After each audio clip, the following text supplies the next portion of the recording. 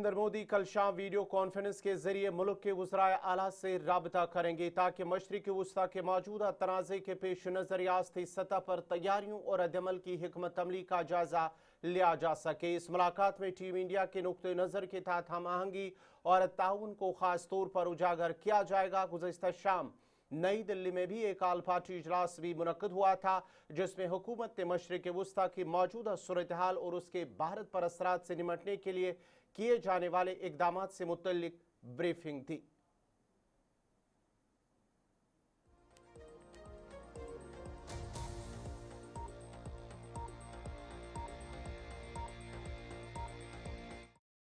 जम्मू कश्मीर के वज़ीर आला उमर अब्दुल्ला ने LPG, डीजल और पेट्रोल के ज़खायर से मुतल्लिक अफवाहों पर तशवीश जाहिर करते हुए कहा है कि अवाम हुकूमत की वजाहतों पर तवज्जो नहीं दे रही है। हालांकि हालिया जायजा मीटिंग में ये वाज़ह किया गया था कि जम्मू कश्मीर में किसी भी ईंधन की कोई कमी नहीं है और गुज़श्ता चंद दिनों में सूरत हाल में कोई तब्दीली नहीं आई। उन्होंने बताया है कि मरकजी हुकूमत भी मुसलसल हालात पर नजर रखे हुए हैं और कहीं भी किसी चीज़ के इस्तेमाल पर कोई पाबंदी आयद नहीं की गई है। वक्तन फवक्तन हालात का जायजा लिया है और कहीं पे भी राशनिंग या इस्तेमाल की कमी की हिदायत नहीं दी गई है। इसलिए मेरी उन तमाम लोगों से मोतबाना गुजारिश है जो सोशल मीडिया के अफवाहों के बुनियाद पे पेट्रोल पंपों के बाहर लाइनें लगाए बैठे हैं, हमें मजबूर मत करिएगा, नहीं तो अगर यही हाल रहा मैं कुछ दिनों के लिए पेट्रोल पंप ही बंद कर दूंगा जब तक ये अफवाहों का सिलसिला बंद नहीं होता। क्योंकि अगर अफवाहों की बुनियाद पे आप लोग पेट्रोल पंप के बाहर जो है डेरा जमाए रखोगे और जब हुकूमत आपसे कह रही है कि चीज़ों की कमी नहीं है तो फिर खामखा हालात जो है वो बिगड़ जाएंगे। इसलिए मेरी सब लोगों से गुजारिश है कि आप पेट्रोल पंप के बाहर डेरा जमाना जो है बंद कर दीजिए। फिलहाल किसी चीज़ की कमी नहीं है। वज़ीर आज़म साहब ने कल एक मीटिंग रखी है ऑनलाइन 6:30 बजे शाम को, जिसमें मुझे भी शिरकत करने का मौका मिलेगा।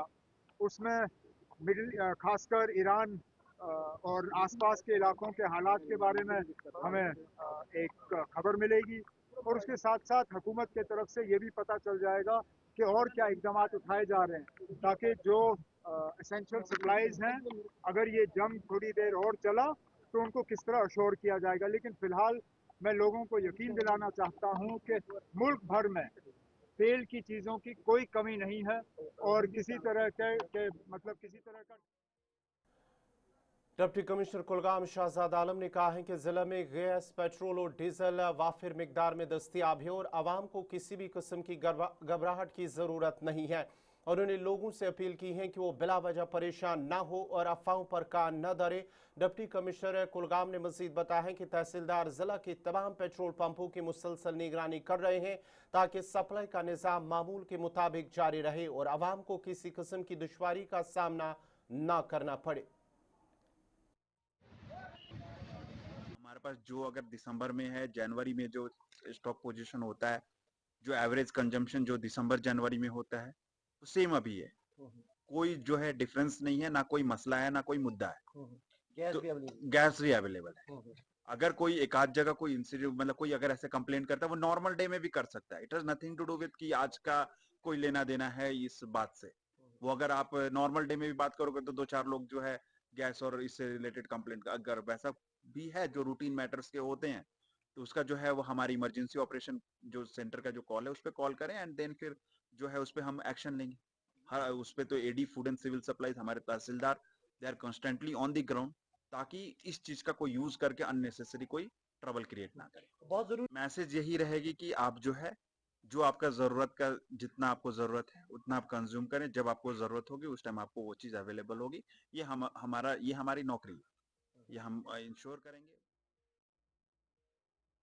South Kashmir petroleum dealers association के सदर मुश्ताक अहमद ने एक प्रेस कॉन्फ्रेंस के दौरान कहा कि जनूबी कश्मीर में पेट्रोल और डीजल की कोई किल्लत नहीं है। उन्होंने लोगों से अपील की है कि वो अफवाहों पर ध्यान न दें और किसी भी शख्स को कैन या दीगर कंटेनर में पेट्रोल या डीजल फराहम नहीं किया जाएगा।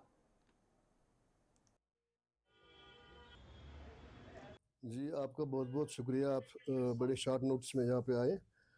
एक ही हमारा मुद्दा और मकसद इस वक्त है, जो कल आफ्टरनून से ये पैनिक हो गया कि पेट्रोलियम प्रोडक्ट्स की शॉर्टेज है, वो बिल्कुल गलत है और वो र्यूमर है। हमारे पास सफिशेंट स्टॉक्स है। हमारे डिस्ट्रिक्ट में कम से कम हफ्ते के लिए हर एक पेट्रोल पंप पे फ्यूल, डीजल भी और पेट्रोल भी दस्तयाब है। इसके बावजूद हमारे पास श्रीनगर का जो डिपो है, बल्क डिपो, वहाँ भी 15 दिन का स्टॉक रहता है। ये र्यूमर पता नहीं कैसे फैल गया कल, और लोग सड़कों पे आ गए, गाड़ियों में, फिर ट्रेनों में आ गए। लेकिन फिर तुरंत हमारे अपना वर्दी डिप्टी कमिश्नर साहब ने एक मीटिंग ली, इमरजेंसी मीटिंग में उन्होंने अहकाम जारी किए कि जेरी कैंस में, बोटल्स में या किसी और कंटेनर में हमने डीजल या पेट्रोल देना बंद कर दिया कल शाम से। तो कुछ शिकायतें आई हैं बड़ी जगहों पे, हमारे पेट्रोल पंप जो मालिकान हैं उनके साथ कुछ ज्यादतियाँ भी हुई है जब उन्होंने डिनाई किया, मना किया पेट्रोल देने से।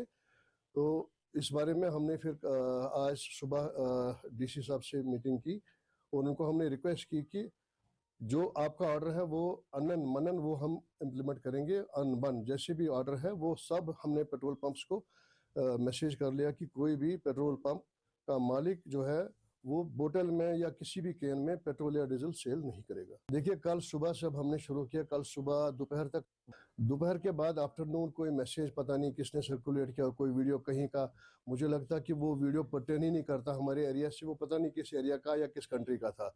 उसमें दिखाया गया था कि शॉर्टेज, पेट्रोल की शॉर्टेज है, लेकिन वो पर्टेन ही नहीं करता था हमारे एरिया में। हमारे एरिया में बिल्कुल कम से कम 7 दिन का स्टॉक हर एक पेट्रोल पंप के पास रहता है।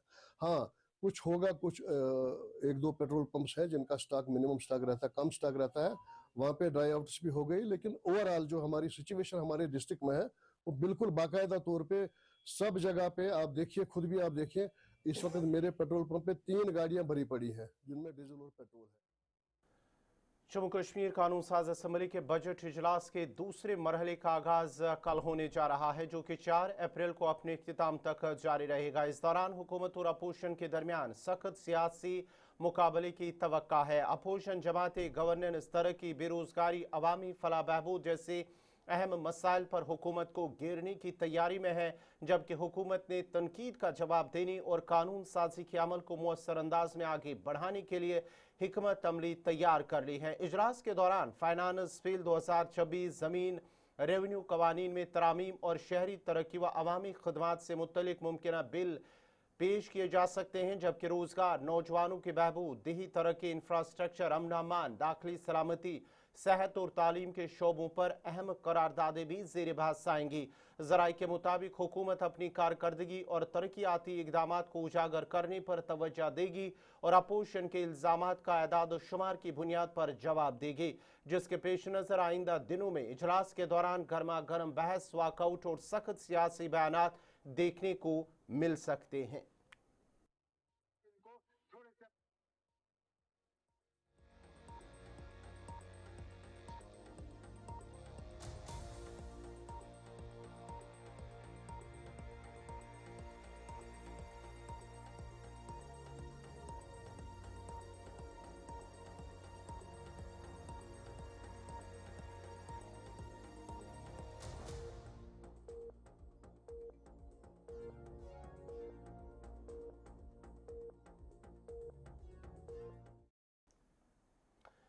अनंतनाग वेस्ट के रुकन असम्बली एडवोकेट अब्दुल मजीद लारमी ने कहा है कि आने वाले असम्बली सेशन में वो प्राइवेट बिल पेश करेंगे और उन्हें यकीन है कि उस बिल पर जरूर बहस होगी।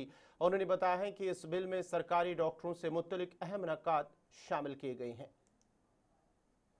बिल्कुल, मुझे पूरा यकीन है कि वो बिल जो है, जो पिछले साल मैंने दिया था तो पिछले साल नहीं उठा, तो इस साल मुझे उम्मीद है कि इस साल इंशाल्लाह रहमान 31 मार्च को वो उसका टाइम है, 31 मार्च को वो बिल टेबल हो जाएगा और 31 मार्च को इंशाल्लाह रहमान उस पर बहस होगा और बहस के बाद इंशाल्लाह रहमान पूरा यकीन है मुझे कि वो पास भी होगा। तो क्या सोच के बिल लाएगा?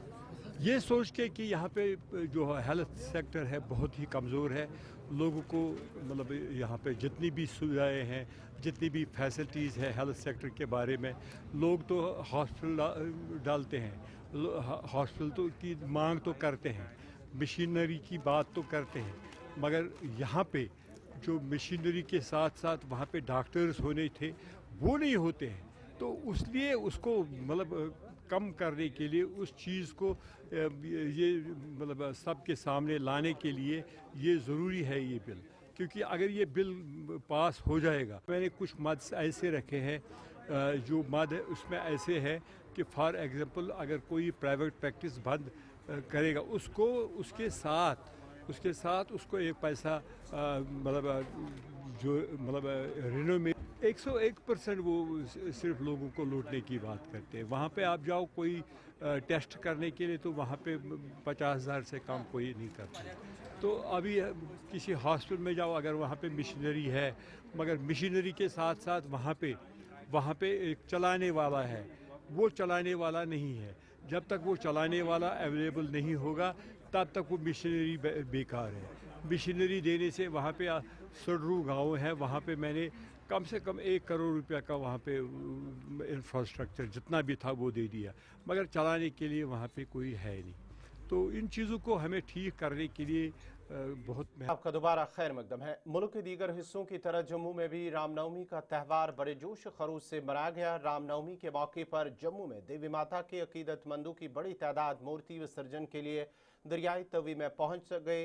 विसर्जन के दौरान बात करते हुए अकीदतमंदों ने कहा है कि वो खुश हैं, लेकिन गम भी है कि देवी माँ की मूर्ति को 9 दिन तक घर में रखने के बाद विसर्जन किया जा रहा है। अकीदतमंदों ने कहा है कि आज वो जम्मू कश्मीर की खुशहाली के लिए दुआ करते हैं। 9 दिन माता रानी का जो हमने व्रत रखा और नवरात्रे मनाए, साग बीजी, और आज रामनवमी के इस पावन अवसर पर और अष्टमी के इस पावन अवसर पर हम साग का विसर्जन करने यहाँ पर आए हैं। और आज बहुत अच्छा दिन है जी। ये हिंदू धर्म में सबसे अच्छा दिन है ये। ठीक है, आज रामनवमी का त्यौहार है। ये हमको अच्छा लगा, हम खुशी से मनाते हैं। ठीक है, हम रहने वाले बाहर की बेशक है, हम यहाँ पे अच्छे से त्यौहार मनाते हैं। ये मैंने बहुत अच्छा लगता है, 9 दिन हम रखते हैं, बहुत अच्छा लगता है हमारे को रखने पूजने को, बहुत मजा भी आता है, बहुत अच्छा। माना जाता है माता धरती पर आती है और जो भी आप मांगते हैं माता जो है वो पूर्ण करती है। हाँ, वो पूर्ण कामना पूरी होती है, पूरी होती है। देखिए तमाम लोग यहाँ पर पहुँच रहे हैं और साग विसर्जन। 8वीं अष्टमी के मुकद्दस मौके पर जिला पुंछ के मुख्तलिफ मंदिरों में मजहबी तकारीब का इनेकाद किया गया है, जहाँ अकीदतमंदों ने बड़े जोश खरूश और अकीदत के साथ पूजन अदा की है। इस मौके पर मुख्तलिफ मकामात पर स्टॉल्स लगाए गए, जहाँ लोगों में लंगर तकसीम किया गया, जिससे भाईचारे और खुदमत के जज्बे को फ़रोग मिला। लोगों ने एक दूसरे को इस मुकद्दस मौके पर मुबारकबाद भी पेश की। रामनवमी के बाबरकत दिन के साथ ही मनाई जाने वाले अष्टमी के मौके पर मुल्क में अमन अमान, खुशहाली और भाईचारे के लिए खुसूसी दुआएं भी की गई। सबको रामनवमी के शुभ अवसर पर मुबारकबाद देता हूँ।